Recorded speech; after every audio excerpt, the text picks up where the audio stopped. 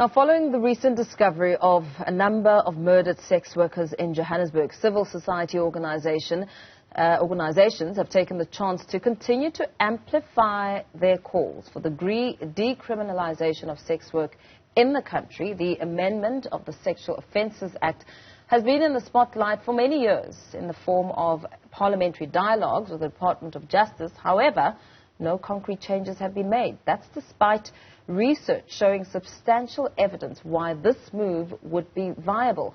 For more on why this move needs to happen is legal and development practitioner and director of SESI Fellowship Skill Hub, Karabo Mokgonyana, who's in studio, joining us to just expand on the details here. Thank you so much for joining us. A very good morning to you. Morning, Paul. Thank you so much for having me.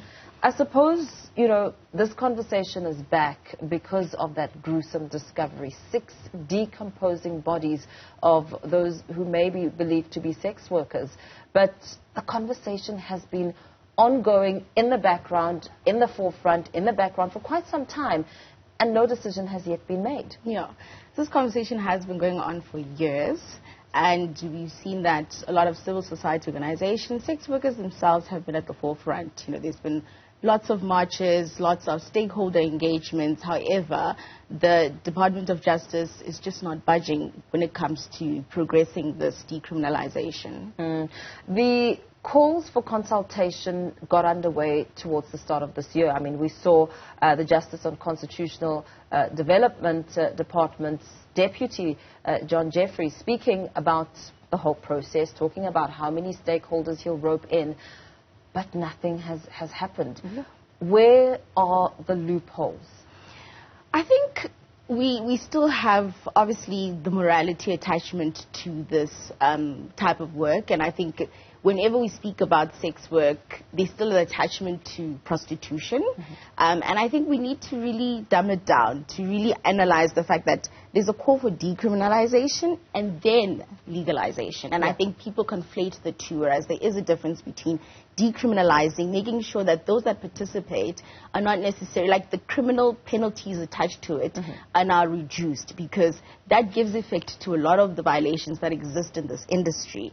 And then the legalization aspect, I think, is another, a different conversation in its own right, because the legalization then is us recognizing this industry, of which we hope to get there. But I think we still need to now speak about the decriminalization and also just really dismantle a lot of the myths around sex work and, not really attaching it to just prostitution. Sex work, the concept in itself is very vast. Things like OnlyFans is sex work. Pornography is sex work. Why is that those sort of, activities that relate to sex work are permitted, but, the one that is highly attached to the word sex work being sexual intercourse is now not permitted. So I think we need to really dismantle a lot of the narratives around sex work. Yeah, because speaking to sex workers, they're saying that it's their source of income. Sex work is also work, and they feel that the process of decriminalization will really perhaps be a step closer in ensuring their safety, in ensuring that should any crime happen, because a lot of sex workers have been raped. In fact, a massive amount in terms of stats have spoken about being raped. 1 in 7, according to a recent study, was speaking about police being involved. The very people that you go and report the crime to now turning around to be the perpetrator, speaking to some really, really important conversations that need to be had, and this process needing to be implemented very urgently. Yeah, and that's why I guess having it decriminalized and then regulated is very important, because then in regulating it, you have everybody who's at play, being the police, clinics who often then refuse sex workers access to health services. You have all these different players coming to play and allowing sex workers to access their rights. And we're talking about essential rights, bodily integrity, psychological integrity, the right not to be discriminated against based on their profession. So where are we standing now with the process and the legal framework? We're still doing a lot more stakeholder engagements, after a long time. I think even with the recent, engagements, there's nothing new to it. We've been at this conversation for years. I mean, the South African Human Rights Commission had their own stakeholder engagements. The department is having their own. I think now it's about time either Parliament comes, becomes handy in this conversation and actually, change the Sexual Offences Act. Because Parliament has the power. But at the same time, I do feel like our court systems equally have the power. We need to review the Jordan case that actually, cemented the fact that this should, be a crime. I think there's a lot of players that that have a role. The Department of Health has played a very positive role in this process, acknowledging the fact that, in decriminalizing it, we actually help with, the HIV aspect of sex work. Yeah. And those are little things that we need to really look into, and different players need to come forward.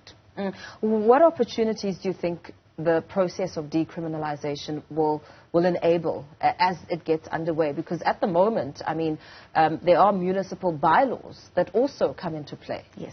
So I think that's what I'm saying. Different players would have to come in to this conversation. So it has to be really stripped down from bylaws to the different departments to national level. And I think we need to not necessarily view this from a morality aspect and view it holistically.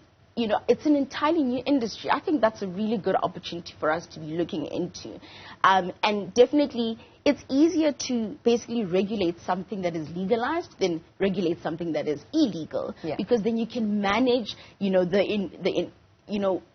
basically people who are involved in the industry. You can also, it's easier then to track trafficking, differentiate, because now we're trying to regulate and legalize and tax it as well. Yeah. An industry where it's consenting adults that are offering the service. It's interesting you mentioned trafficking, because as we look at some of the crime revelations that have come out, speaking to, I think, 1,000 people being human trafficked every month in South Africa, that is a serious problem that needs a lot of intervention from a lot of different entities. It is. It's a big problem, and I think that in pointing to, because since speaking on the sex work, there's been, comments around sex work enabling trafficking. However, in regulating it, you have a control over the industry. You don't have a lot of, illegal things happening behind. You're able to differentiate, sex workers who are in the industry and are consenting to it versus those who are forced into this industry. And it's easier when you have a good regulator, but also it's easier then to manage the illegal aspect of sex work, because now it's merged into one thing, and it's easier for everybody now to either be trafficked and get into this to the industry. So I think it's important to understand really the importance of regulating, and how then our government will have power over differentiating what is permissible and what is not. And just wrapping up our conversation, in terms of an estimate and a time frame, we've heard the Social Development Department this week, in fact, speaking to, sort of projecting that this could all be done by the year 2024. How many steps need to take place within that time frame? I think, it really has to do with, I think they have the power. They have so much of the power, because I think in the space we then question how many more stakeholder engagements are we having. Yes, we understand this is a very controversial area, and we need to, consult a lot more people. You need to consult religious leaders and traditional leaders, because they, have contributed to the conversation. But at the same time, there needs to be a bit more urgency, because the abuses are not stopping. The violations are not stopping. The mass trafficking is also not stopping. All of these things are not necessarily stopping. And the more we are sitting in meetings, we're constantly discussing, the more we are seeing escalations in terms of the abuses that we continue to see. So we still have stakeholder engagements. There's still a lot of lobbying that is happening from, the civil society and sex workers. So there's still a lot of convincing. So I'm not even convinced that the 2024 timeline is going to be it, until they actually, take this matter more urgent to say, okay, we've had these consultations over the years, for many, many years. It's time now to either lobby Parliament to, amend the Sexual Offences Act, or alternatively, we review the Jordan's case with with the hope that they will actually turn it around. Alternatively, then, the different departments would need to initiate an entirely new bill and introduce this. So somebody needs to do something. And if we are hiding behind stakeholder engagements, we are not getting anywhere, and we are continuously allowing these abuses to happen by not necessarily decriminalizing it, but also making sure that it's a safe space while it's regulated. Yeah, very well. Thank you so much. Thanks for weighing in on this discussion there as we round up our conversation, really speaking to the problems when it comes to legislation and law, getting the analysis there from legal and development practitioner and director of CSC Fellowship and Skills Hub, Karabo Mokgonyana.